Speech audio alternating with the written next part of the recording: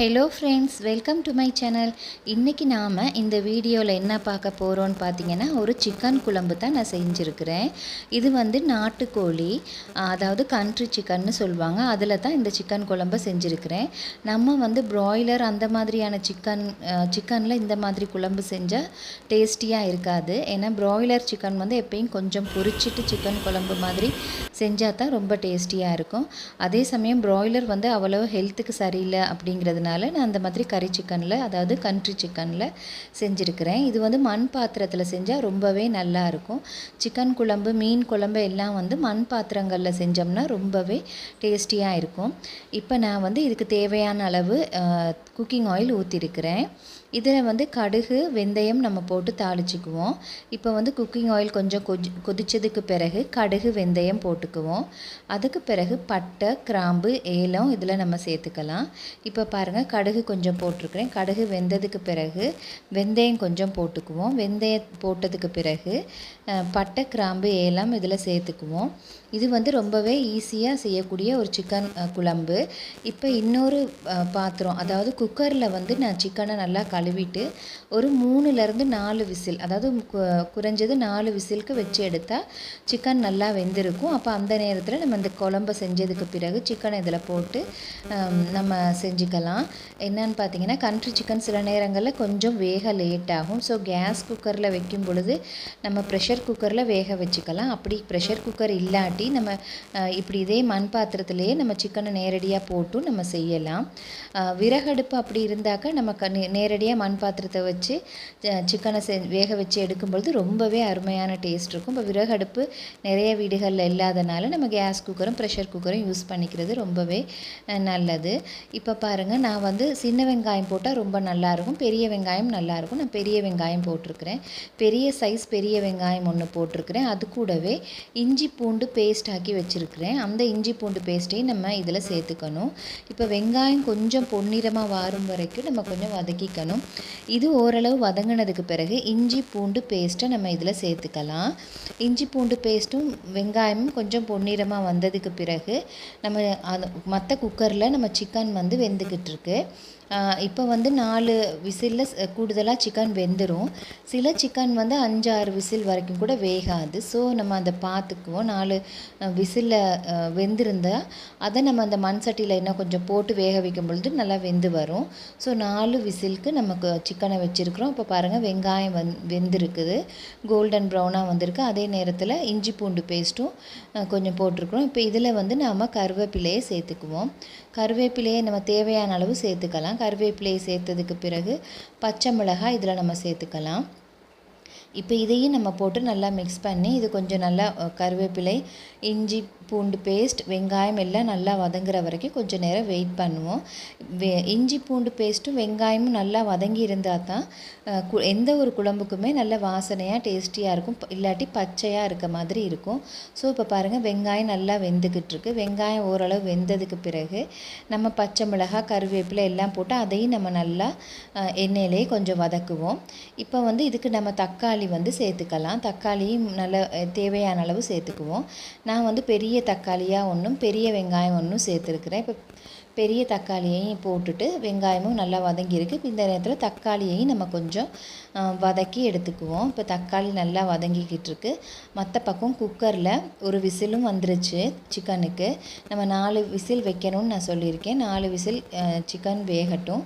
இப்போ பாருங்கள், தக்காளி ஓரளவு வதங்கியிருக்கு. அது கூடவே பச்சை மிளகாய், இஞ்சி பூண்டு பேஸ்ட் எல்லாம் வதங்கியிருக்கு. இந்த நேரத்தில் நான் வந்து சுக்கு பொடி இதை கொஞ்சம் சேர்த்துருக்குறேன். சுக்கு பொடி சேர்த்தா இன்னமும் கொஞ்சம் வாசனையாக தூக்கலாக இருக்கும். உங்களுக்கு இருந்தால் நீங்கள் சுக்கு பொடி சேர்க்கலாம். அப்படி இல்லாட்டி நீங்கள் சுக்கு பொடி போடாட்டியும் பிரச்சனை இல்லை. நான் இதில் சுக்கு பொடி கொஞ்சம் போட்டிருக்கிறேன். இப்போ இதை நல்லா மிக்ஸ் பண்ணி நம்ம கொஞ்சம் வேக வச்சுக்குவோம். இப்போ குக்கரில் சிக்கனும் வெந்து வந்திருக்கு. இப்போ நான் அதை எடுத்து வச்சுருக்கேன். இப்போ பாருங்கள், தக்காளி, பச்சை மிளகாய், கருவேப்பிலை, இஞ்சி பூண்டு, வெங்காயம் எல்லாம் நல்லா வதங்கியிருக்கு. இப்போ நல்லா இதெல்லாம் ஓரளவு நல்லா வதங்கினதுக்கு பிறகு இப்போ குக்கரில் இருக்க சிக்கனை நம்ம இதில் போட்டுக்குவோம். சிக்கன் வந்து நல்லா 4 விசிலுக்கே ஓரளவு வதங்கியிருக்கு. இப்போ இதை நம்ம இதில் போட்டுட்டு இதில் நம்ம தேவையான மஞ்சள் தூளும் உப்பும் கொஞ்சம் போட்டு சிக்கனை வேக வச்சேன். மஞ்சள் ஏன்னா மசாலாலாம் போட்டு சிக்கனை குக்கரில் வேக வைக்கும் பொழுது நல்லா இருக்காது. நான் இந்த முறையில் தான் செய்வேன். ஏன்னா சில நேரம் இந்த மசாலாலாம் வந்து இப்படி மண் சட்டியில் போட்டு மிளகாய் தூளெல்லாம் போட்டு வதக்குனா தான் சிக்கன் நல்லாயிருக்கும். இப்போ இந்த மாதிரி நல்லா சிக்கனை நல்லா இஞ்சி பூண்டு பேஸ்ட், வெங்காயம், பச்சை மிளகாய், கருவேப்பிலை, தக்காளி எல்லாத்தோடையும் போட்டு ஓரளவு மிக்ஸ் பண்ணி வச்சுக்கணும். இப்போ இந்த நேரத்தில் நம்ம காரம் தேவையான அளவு சேர்த்துக்கலாம். மிளகாய்த்தூள் நம்ம சேர்த்துக்குவோம். மிளகாய்த்தூள் சேர்த்துட்டு நம்ம இது கூட மசாலா தூளும் சேர்த்துக்குவோம். சிக்கன் மசாலா பொடியும் சேர்த்துக்கலாம், இல்லாட்டி சாதாரண மசாலா பொடி கூட இதுக்கு நம்ம சேர்த்துக்கலாம். இது சிம்பிளான சிக்கன் கறி அப்படிங்கிறதுனால நம்ம இதுக்கு வந்து சாதாரண மசாலா பொடியும் ஒரு 2லேருந்து 3 டேபிள் ஸ்பூன், அதாவது சிக்கன் இருக்க அளவை பொறுத்து நம்ம வந்து மசாலா பொடியை சேர்த்துக்குவோம். நான் சின்ன டீஸ்பூனுங்கிறதுனால ஒரு 4 ஸ்பூன் கிட்ட போட்டிருக்கிறேன். இப்போ இந்த நேரத்தில் நம்ம வந்து கொஞ்சோண்டு மஞ்சள் பொடி போட்டுக்கலாம். அப்படி மஞ்சள் பொடி தேவை இல்லாட்டி நம்ம குக்கர்லேயே சிக்கனை போட்டு வேக வைக்கல மஞ்சள் பொடி போட்டிருந்ததுனால போடாட்டியும் பிரச்சனை இல்லை. இப்போ அந்த மசாலா தூள், மஞ்சள் தூள், மிளகாய் தூள் எல்லாம் சிக்கன் நல்லா மிக்ஸ் ஆகி வர வரைக்கும் சிக்கனை இப்படி இந்த மாதிரி நல்லா மிக்ஸ் பண்ணிக்குவோம். இப்போ இந்த மாதிரி மிக்ஸ் பண்ணோன்னா குக்கரில் கொஞ்சம் சிக்கன் வெந்த தண்ணியும் இருக்கும், அதையும் நம்ம இதில் சேர்த்துக்கலாம். இப்போ இந்த மாதிரி நல்லா எண்ணெயிலேயே கொஞ்சம் சிக்கனை வதக்குவோம். இப்போ நல்லா இந்த மாதிரி ஓரளவு வதங்கினதுக்கு பிறகு நம்ம வந்து 2வது பால் ஊற்றியும் வேக விடலாம். அப்படி இல்லாட்டி சிக்கன் குழம்புக்கு தேங்காய் பால் ஊற்றாமலே நம்ம தண்ணியிலையும் வேக வச்சு எடுத்துக்கலாம். ரொம்பவே டேஸ்டியாக இருக்கும். இப்போ இந்த மாதிரி நல்லா கொஞ்சம் எண்ணெயிலே கொஞ்சம் வதக்குவோம். 2-3 மினிட்ஸ் எண்ணெயிலே நல்லா வதங்கணும். அப்போ தான் இந்த சிக்கன் ஒரு நல்ல டேஸ்ட் ஒன்று கொடுக்கும். இப்போ பாருங்கள் நல்லா ஓரளவு வதங்குது. இப்போ இந்த நல்லா வதங்கி வர நேரத்தில் நம்ம கொஞ்சம் குக்கரில் வேக வச்சு எடுத்திருந்த தண்ணியையும் இதில் நம்ம சேர்த்து மிக்ஸ் பண்ணிக்குவோம். மிக்ஸ் பண்ணிவிட்டு இதில் நம்ம எல்லாம் மிக்ஸ் பண்ணி வச்சதுக்கு பிறகு உப்பு கொஞ்சம் பார்த்துக்குவோம். உப்பு பத்தாட்டி இந்த டைமில் நம்ம உப்பு கொஞ்சம் போட்டுக்கலாம். இப்போ இந்த மாதிரி எல்லாம் சேர்த்து நல்லா மிக்ஸ் பண்ணிவிட்டு அந்த தண்ணியில் நம்ம வேக வைக்கலாம். ஏன்னா ஏற்கனவே சிக்கன் வெந்திருக்கிறதுனால ரொம்ப கிரேவியாக வேணும்னா நீங்கள் இன்னும் கொஞ்சம் தண்ணி ஆட் பண்ணிக்கலாம். நான் கொஞ்சம் ஓரளவு கிரேவி இருந்தால் போதுங்கிறனால குக்கர் வேக வச்ச தண்ணியவே நான் அதில் சேர்த்துருக்குறேன். இப்போ இது இந்த மாதிரி நல்லா எல்லாம் மிக்ஸ் பண்ணதுக்கு பிறகு கொஞ்சம் நம்ம வேக வைக்கணும். ஒரு 10 to 15 மினிட்ஸ் மாதிரி வேக வச்சோம்னா ரொம்பவே நல்லாயிருக்கும். அப்போ இந்த மிளகாய்த்தூள், மசாலா தூளோட பச்சை மணமெல்லாம் போயிடும். இப்போ பாருங்கள் சிக்கன் ஓரளவு நல்லா வெந்துக்கிட்டுருக்கு. எப்பயுமே நம்ம சிக்கன் குழம்பு வைக்கும் பொழுது ஒரு மூடி மாதிரி ஒன்று போட்டு வச்சோம்னா ரொம்ப அந்த வாசனை உள்ளாரே இருக்குன்னு சொல்லுவாங்க. இப்போ வேணும்னா மிளகுத்தூள் கொஞ்சம் நம்ம சேர்த்துக்கலாம். நான் கொஞ்சம் மிளகுத்தூள் சேர்த்துக்கிட்டேன். அது போக இன்னும் கொஞ்சம் தண்ணி சேர்த்தேன். காரம் கூட தூக்கலாக தேவை அப்படிங்கிறவங்க மிளகுத்தூள் சேர்த்துக்குங்க. அப்படி இல்லாட்டி மிளகுத்தூள் தேவையில்லை. இப்போ இதை நம்ம நல்லா மூடி போட்டு வேக வைப்போம். ஒரு 10 to 15 மினிட்ஸ் நல்லா மூடி போட்டு வெந்ததுக்கு பிறகு பாருங்கள் சிக்கன் நல்லா வெந்து வந்திருக்கு. குழம்பும் வந்து நல்லா வாசனையாக இருக்குது.